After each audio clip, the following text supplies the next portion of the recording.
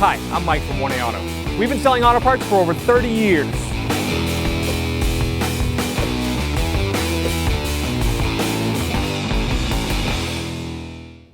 Hey everyone, Sue here from 1A Auto, and today we have a 2013 Camry in the shop, and I'm going to show you how to replace the rear rotor and pads. If you need these parts or any of the parts for your car, click on the link below and head on over to 1aauto.com. 21mm socket, and this car came with aftermarket extended lug nuts. It doesn't, your car's not going to have these extensions on them unless you have that style. But it's 21mm socket, and then we're going to loosen them up with the weight of the vehicle on the tire.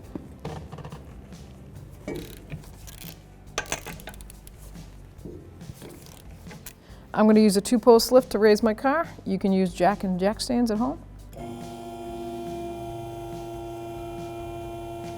Now it's up in the air, I can take the lug nuts off by hand. Take the wheel down. First thing I'm going to do is take off the bleeder screw boot. Set that aside.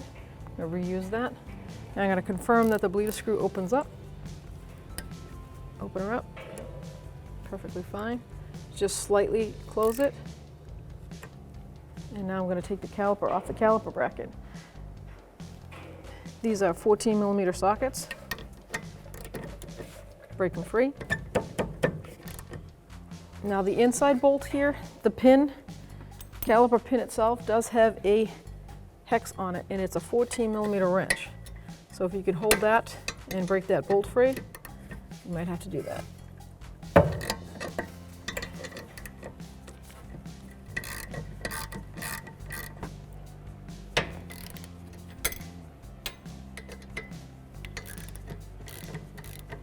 Take that caliper bolt right out, and then we'll get to the top one.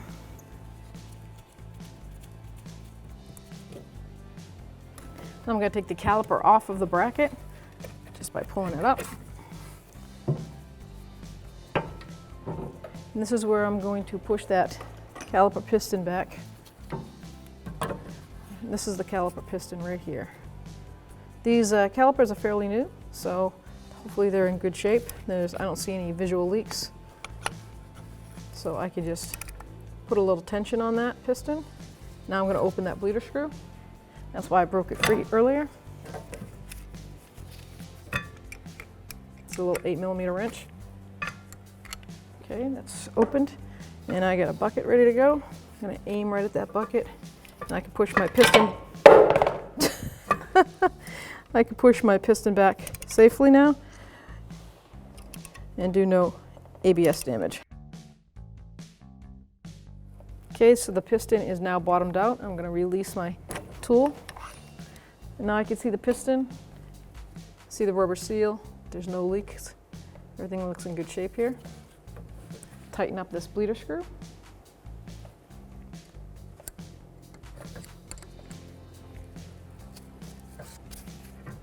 Snug it. I'm going to take that and lift this over to the back side. Now it's out of the way. Someone went a little crazy with the thread locker. This is why these bolts are so hard to get out. Now we have our bracket. The mounting bolts and the pads that came out. Let's take our rotor off. You can see someone's already put new brakes on. They put new e-brake shoes in, new hardware. So we'll make sure the adjustment on them is right and correct with the new rotor. Here we have our new brake pad set that we bought from 1A Auto. And you can see the rotor is a performance rotor we went with. There's options online with our rotors for certain cars. So this has zinc coated, cross-cut. They're drilled and slotted rotors.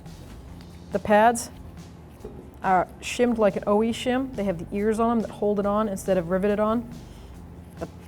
We have nice deep beveled for displacement of the brake dust and a cooling slot. Ceramic mix. And I want to show you the type we took off is aftermarket. These were actually probably just done before we got this car. They thought they went with a higher end rotor, and they did have to pay, unfortunately, probably some money for this. But as you can see, they call this a coated rotor, and it is actually just painted. And you can see how the rim took the paint off. It's not baked in, it's not coated. The shims they bought for high-end performance shims are riveted on, and you can actually see this shim will come right off, and they usually slide off and do damage on the rotors. The bevel point for the brake disperse powder is like not even there. You can see that it's already building up right here. So if you need this part or any other part for your car, click on the link below and head on over to oneaauto.com. Before I install my rotor, I'm going to take a wire brush and I'm going to clean up the mounting surface to make sure that there's no rust buildup. We want a nice flat, smooth surface against the rotor and the hub. And I'm going to use a little brake clean, and I'm going to clean the e-brake shoes and that hub.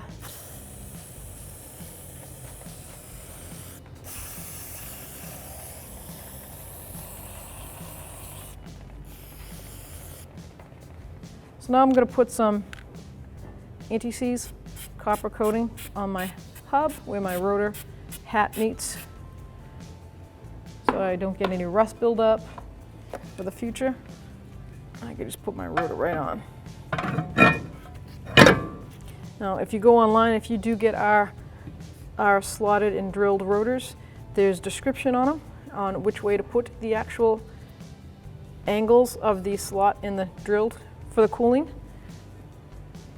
Now, to adjust e-brakes before I put the caliper bracket on, I'm going to put a lug nut to one or two of them back on, hand tight, because I want that rotor hat tight against that hub so I can get the true seating of the e-brake shoes. You want to make sure that they're seated flush right with that, just as if the wheel was on. Now, if you turned, prior to me putting these on, I turned it, it was free floating, almost like there was no e-brakes hitting. Now with them flush, you can feel the drag right there. But I want it to be a little bit more tighter than that. So that's what this little slot is for the window on the rotor. It's to put like a flathead screwdriver in, and I can find the e-brake adjuster and I can back off or adjust it. All depends on what you need done. I'll go a couple turns, and now I know that that was just backing it off because now it's not even remotely touching. So I want to go up.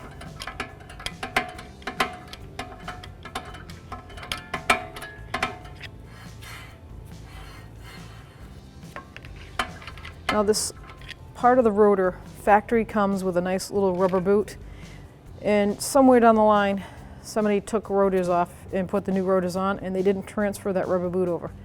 You can't get it aftermarket. It's a dealer item, and I don't even know if you can go to the dealer and get them. Might be factory only. It's nice to have because it stops water from getting in there. Ideally, you want the e-brake shoes to be touching to a slight drag. See how that's too tight. So that's what it feels like, too tight. Now we can bring it back in and back off on it.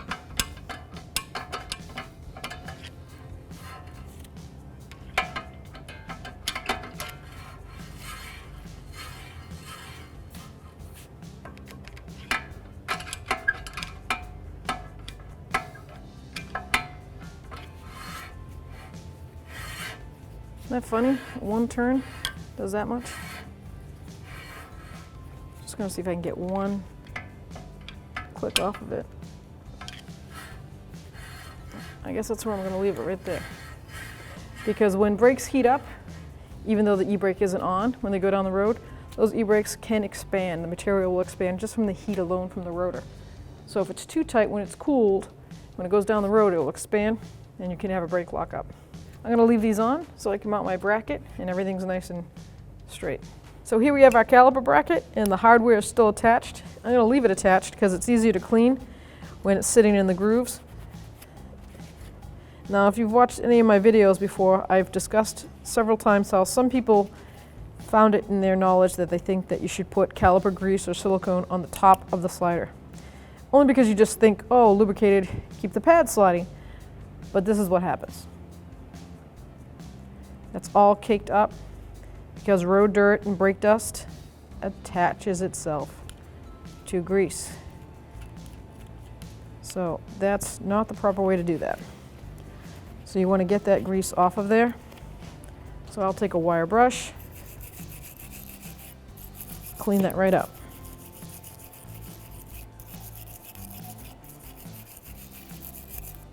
Flip it over, do the same on this side.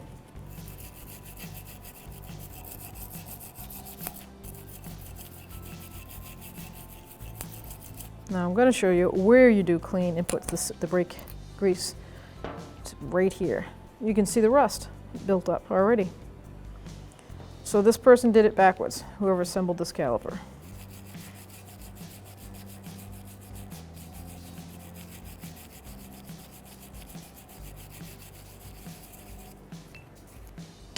Both sides. Take the hardware off.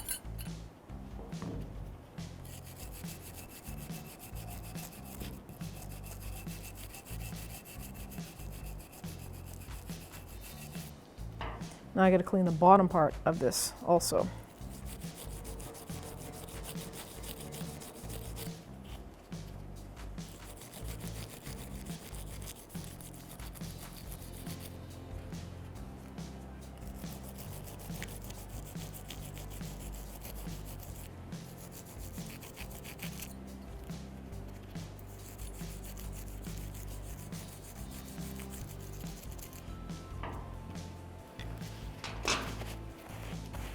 I'll take some brake clean and clean that up.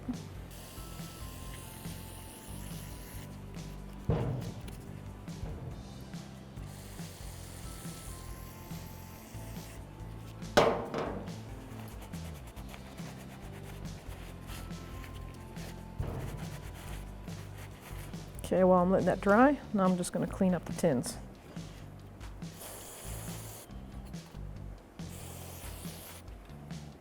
These tins are in great shape. If you question your tins, if they're so rusted or they're distorted by being bent, just replace them, like 10, 15 bucks. And you'll get so much longer lasting life out of your brake job. It's well worth it.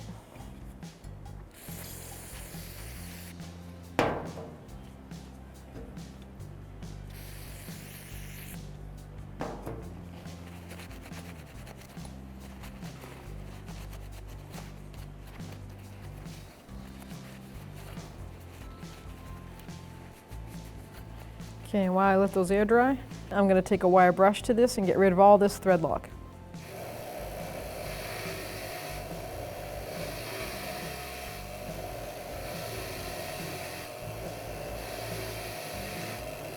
Now my caliper bracket's dried, cleaned up. I'm going to add a little bit of silicone paste.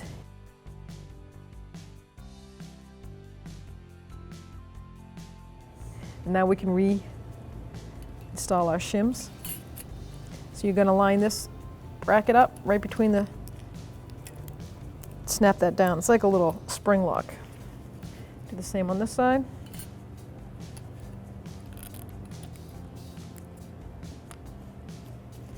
Now let's check our sliders out. I'm going to take a small screwdriver just to peel this boot back a little bit easier. Take the top pin out. Doesn't look bad.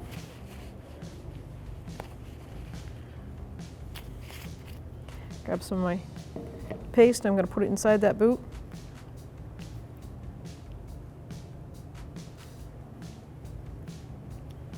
And I'm also going to coat my slider pin.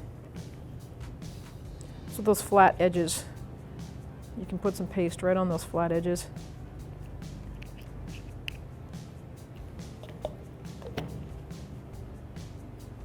Twist it as you install it. You also feel when you do that, you can feel the metal, the bracket hitting, the pin hitting the bracket inside. If you feel a lot of movement like I feel right there, I'm going to add more paste. You can add too much paste. That's why you want to feel it. See how it rattles inside? You can hear it. So being aftermarket calipers, it all depends on how they were assembled. They could have been overboard. You know, someone could have gone a little crazy with the machine. But we can fix that on the side by picking up the grease. There we go.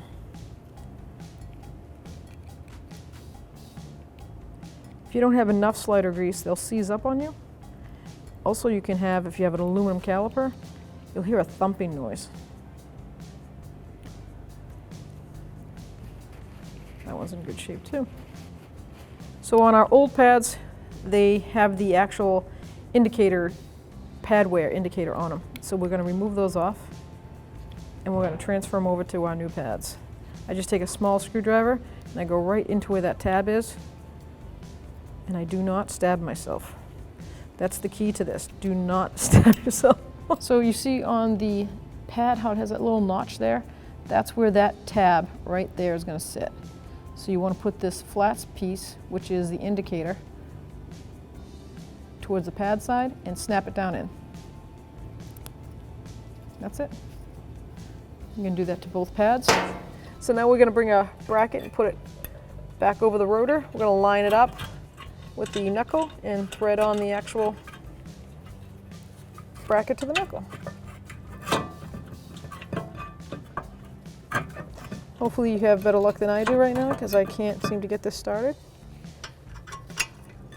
There we go. I'll get the bottom one started first. And then the top one follows. That's a 17mm socket, and we're going to torque this down to manufacturer's specs. The specs is 58 foot-pounds. Let's see if I can get it this way.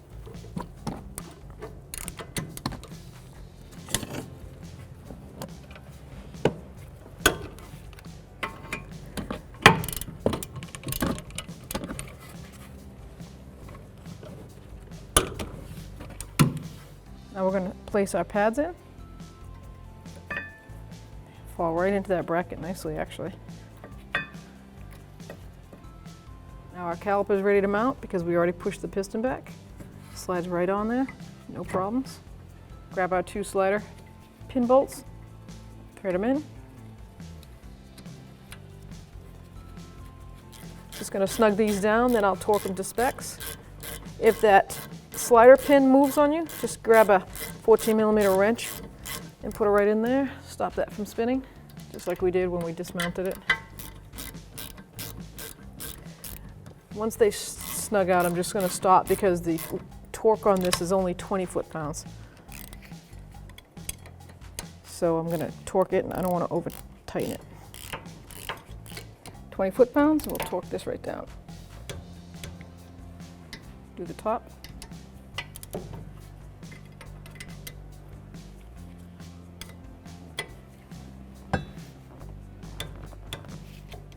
Now everything's mounted, ready to go. I'm going to open my bleeder screw and let it gravity bleed into my catch pan. While that's gravity bleeding, I'm just going to remove my lug nuts so I can install my wheel.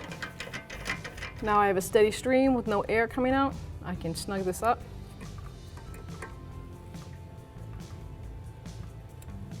I'm going to replace that, make sure I put that boot back on, and I'm going to clean it all down with brake clean.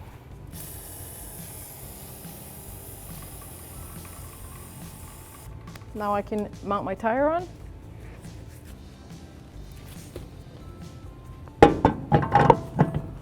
Just put a couple of the lug nuts on, grab the rest. Hand tighten them up before you lower the vehicle. I'm going to lower my vehicle, just put the little bit of weight on the tire, enough to torque it. 21mm socket, and I'm going to torque my wheel lug nuts in a star pattern, and the wheel torque is 76 foot-pounds.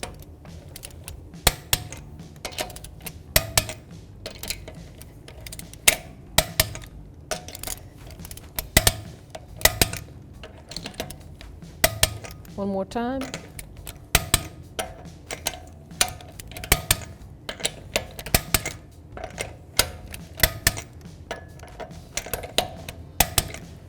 Now we're ready to pump the brakes.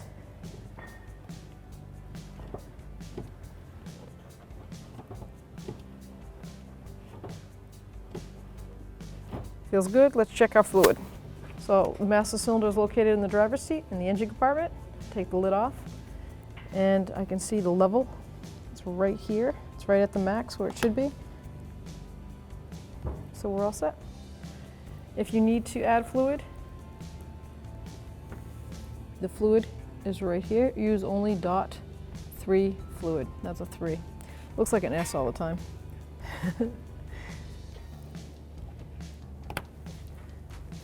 Thanks for watching. Visit us at oneauto.com for quality auto parts, fast and free shipping, and the best customer service in the industry.